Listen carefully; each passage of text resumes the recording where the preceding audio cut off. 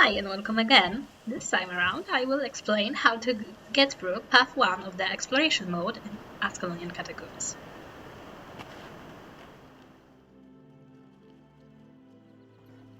So, if someone else enters before you, you will get an option to join them in either the story mode or enter explorable mode like here because someone else entered before me, so now I get an option to join them in the catacomb.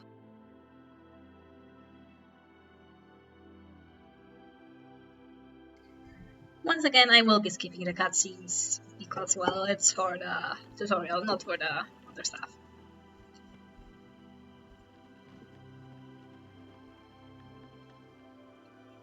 Search for knowledge? So, in this room there is a boss. Pretty easy to defeat, just avoid the traps and you will be fine. Protected. Switching to hollow. Disengaging hollow projector. See, this is why we need a cohesive plan. People just wander in here and get rid of So basically in here you as a player get an option to either stay and wait for the NPCs to arrive so you can start the task, or you can follow the other players as they continue on their way that I will show in a second. Now we just need to wait for the slow NPCs to arrive.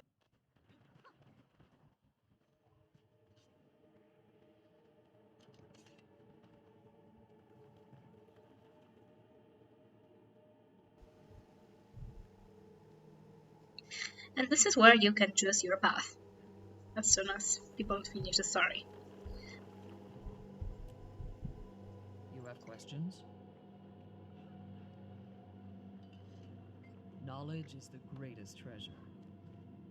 Now a graveling barrel will appear. While you do not need to destroy it, I would advise to do it, because if any of you die at the beginning of this dungeon, it just gets annoying to go and avoid the gravelings over and over again, so just do yourself a favor and destroy it.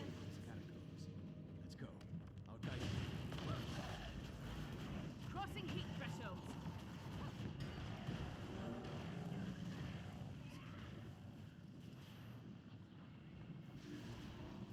Can't take much more. There is a trap on the stairs, but you can completely avoid it by jumping over to the part of the wall to the left. Now as you can see, there are also gargoyle heads. You don't necessarily need to go down, you can destroy at least some of them before going down if you have any ranged weapons, just for the ease of it. Now when it comes to the spiders, their poison damage can stack up very fast, so if you have any ability that reflects projectiles, it will be advised to use here, because then the poison fields they make will not stay there.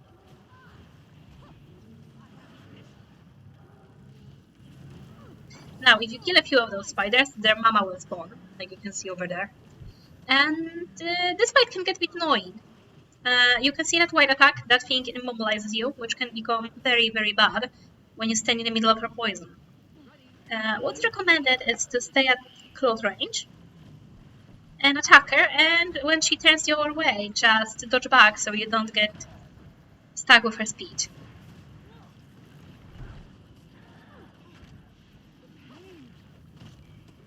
This rose has thorns. Here they are. Now it's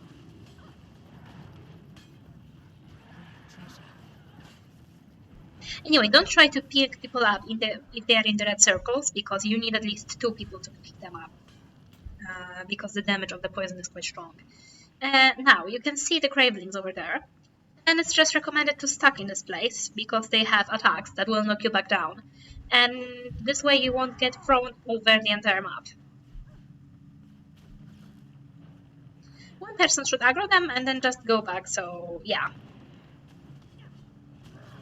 fury rising. We can't take any more heat. Just kill them all. It's not really that complicated, even if you have a low level party, the Spider Queen is much more annoying to deal with.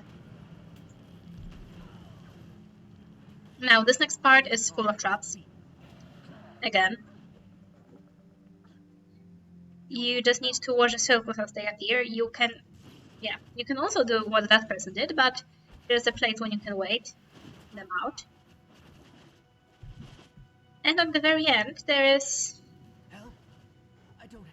a chain to turn it off. If you are close to getting it done, just wait for the opportunity to use the chain because it's better than trying to pick people up in the middle of the traps.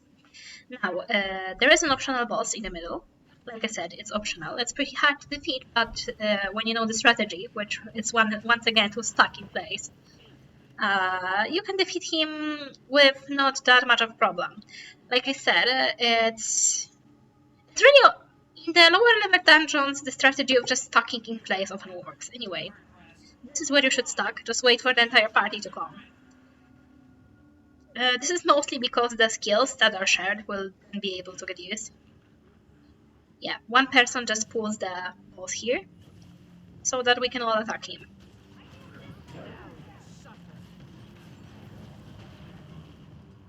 Heat level 0. Yeah, this is why we stack, because now if there is a person, well, this went badly as a great example, but when there is a person that knows what they are doing, they can pick you up if not everybody goes down at the same time. And if you are all over the map, all over the arena, it becomes more and more annoying to actually do correctly. Now we need to respawn. Yeah, this is why you kill the Gravelings. Yes, they are not that hard to defeat, but if you have to go this path more than once, it becomes annoying.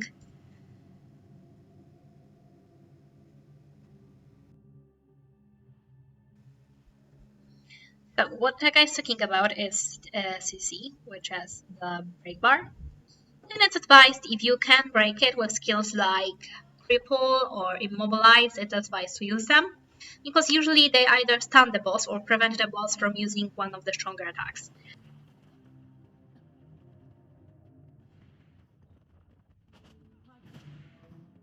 Not enough energy.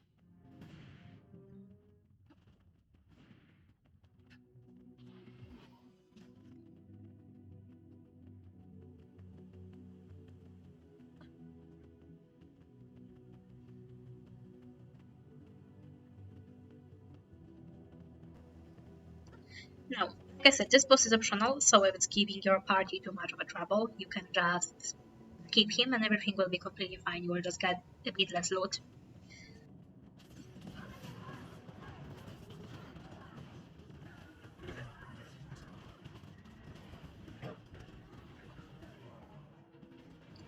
And now there is a chest that you can take your loot from. And it also unlocks a waypoint, which can be very useful on the long run.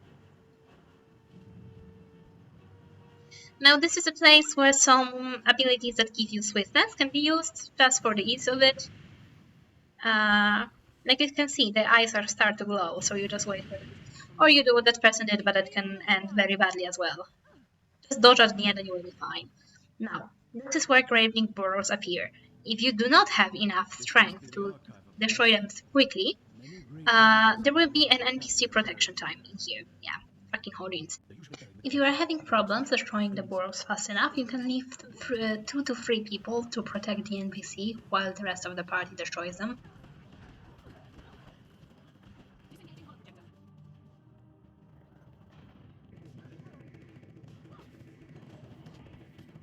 Lights come on. Capacity exceeded.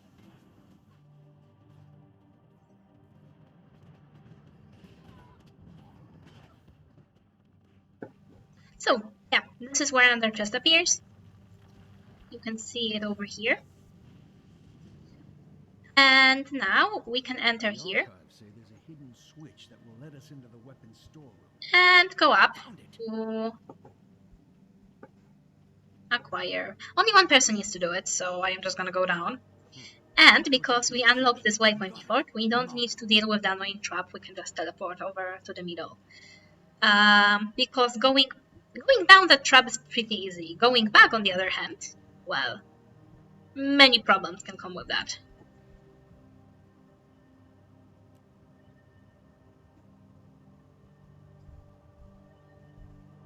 Yeah. Now, continuing in. And next part is there is some combat with enemies, but you can once again just go through a bit. And this is a dungeon where classes with mobility skills or stealth skills are very useful. And now we can just go through here. There are those Gravelings over there. We can just... Usually they don't aggro. Well, anyway. we can just completely ignore them. Don't really care about them, just avoid the attacks and go. Now, the Uzus needs to be killed, because otherwise Hojins, which is the NPC, will not talk to you in the later part of it. So you just need to get rid of them anyway.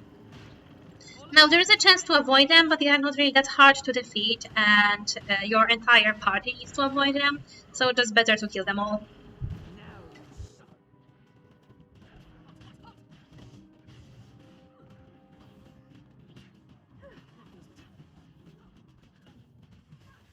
All heat expelled.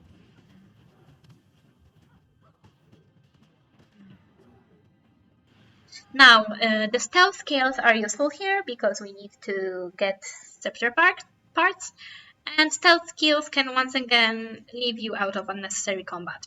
Now, swiftness is also great, and I will just take an ability that lets me break stun. My notes are unambiguous. So, the gravings in here that will appear needs to be killed. And scepter parts are just glowing things. Now, they need to be killed for Hojins to actually do his job and let you into the further part of the dungeon. Preferably not die on the way, which can be problematic because there is a lot of them. But as you can see, people are going over there. There are more scepter parts over there. And with stealth skills, you can just go past the gravelings. If not, avoiding their attack that stuns you. Just get as much as you can, and then just pick yourself up because they do not reset. If you die with them, it's fine. You can just come back to life at the waypoint, and it's gonna be okay.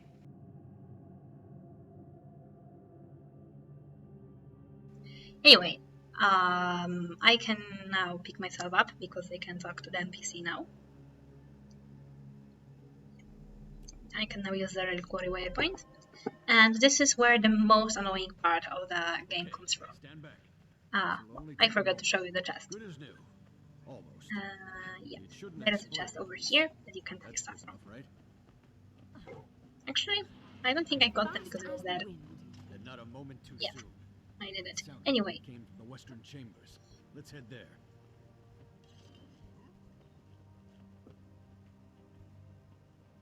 so you go over here, and this is where mobility skills are useful because you can either stealth and run through the tunnels, or you can kill all of the gravelings. Now, parties often tend to go for the for the run through option, which, like I said, is very avoid the yellow attack because it will stun you and then you are dead. But yeah, parties often just go with the running through route, which if you don't have mobility skills, you might just get stuck and forever stunned. Like I said, when you see the golden ring around the graveling's head, you need to dodge because they will attack you and then stun you. Other than that, you can also kill all of the gravelings, or if you have a mesmer that is good enough, they can make their way through and portal you there. Now we run through this tunnel over here.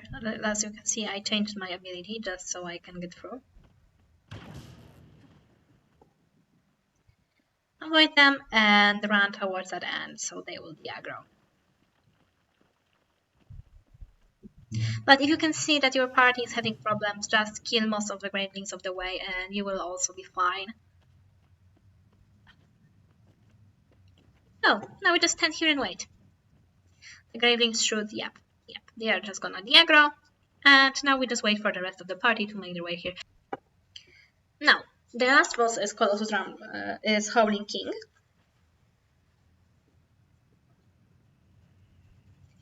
He is the easiest ending boss in the Ascalonian Catacombs on the exploration path.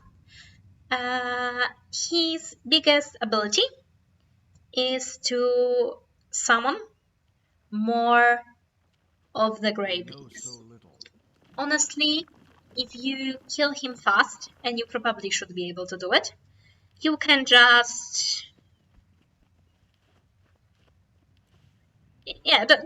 kill him as fast as possible, and it's gonna be fine. They don't stack up fast enough for them to become a danger. Pretty easy boss overall, just smack him until he's dead. If you can break his bar, but if not, it's also not a problem.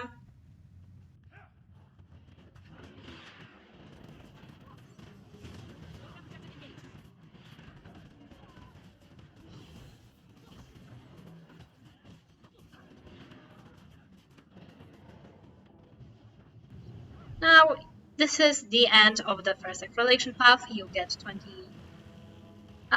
You get the Ascalonian tiers, some XP, and guaranteed 50 gold as well as Ascalonian tiers. Yeah, that's it. That's path 1.